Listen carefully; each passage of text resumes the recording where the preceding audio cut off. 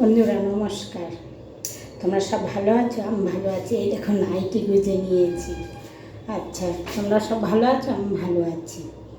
দেখো আজকে আমি ওল দিয়ে, আলু দিয়ে, ইলিশ মাছের মাথা দিয়ে আমি রান্না করছি। এই দেখো গ্যাসটা আমি ধরিয়ে নিচ্ছি। এক চামচি ধরে গেল। কড়াই বসিয়ে দিলাম।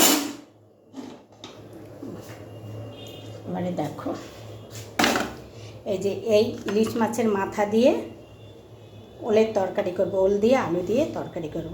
আর এই ইলিশ মাছের ডিম এটা ভেজে রাখবো। কড়াই গরম হয়ে গেছে, আমি তেল দিয়ে দিচ্ছি। মাছের মাথাটা ভাজবো।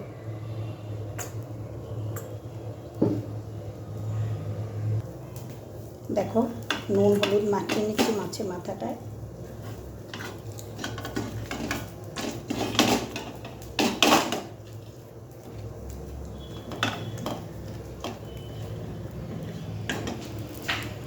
তেলটা গরম হয়ে গেছে,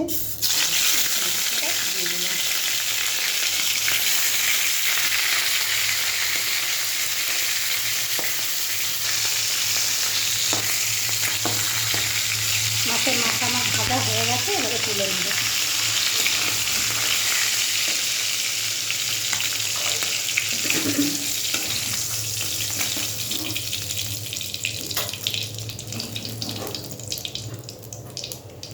এই তেলের মধ্যে দিয়ে আমি এই মাছের ডিম তেল সব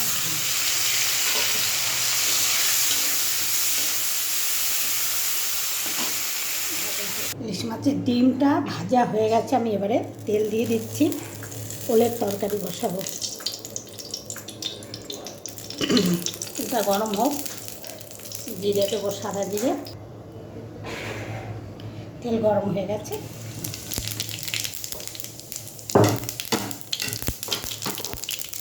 এইটাতে কিন্তু কোনো পেঁয়াজ রসুন আদা এসব কিচ্ছু পড়বে না। শুধু একটু জিরের গুঁড়ো দেবো, একটু ধনের গুঁড়ো দেবো, সামান্য, আর কিছু।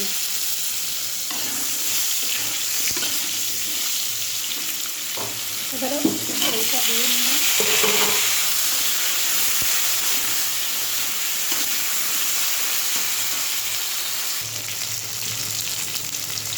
দেখছি না, খুব অল্প করে, তরকারি অল্প আর মশলা অল্প।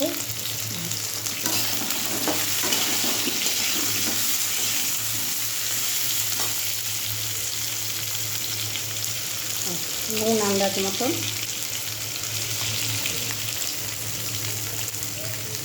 হলুদ দিলাম। এবারে শুকনো লঙ্কার গুঁড়োটা দেবো। যে যেমন ঝাল খাবে তেমন দেবো।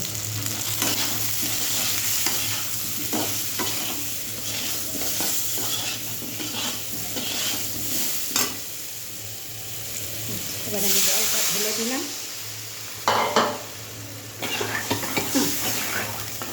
ব্যাস হয়ে গেছে। এই যে দেখো ওর সেদ্ধ হয়ে গেছে, আলু সেদ্ধ হয়ে গেছে। এবারে ইলিশ মাছের মাথাটা দিয়ে দেবো।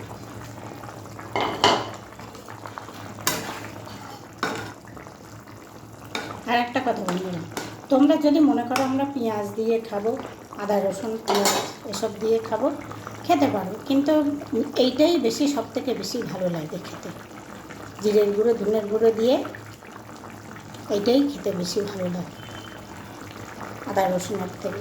ঠিক আছে, আর একটু ফুটুক। যে আমার ওলের তরকারি হয়ে গেছে ইলিশ মাছের মাথা দিয়ে। এবারে আমি নামিয়ে ফেলবো। গ্যাস অফ করে দিলাম।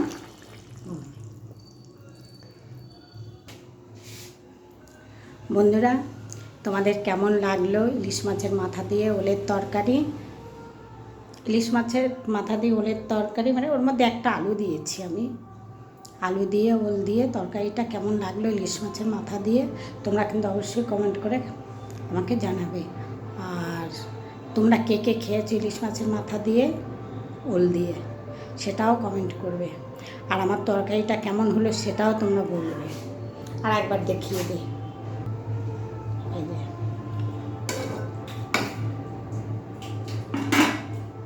ঠিক আছে, রাখ। রাখছি, টাটা। তোমরা সব ভালো থেকো, আমি ভালো আছি, আবার বলছি।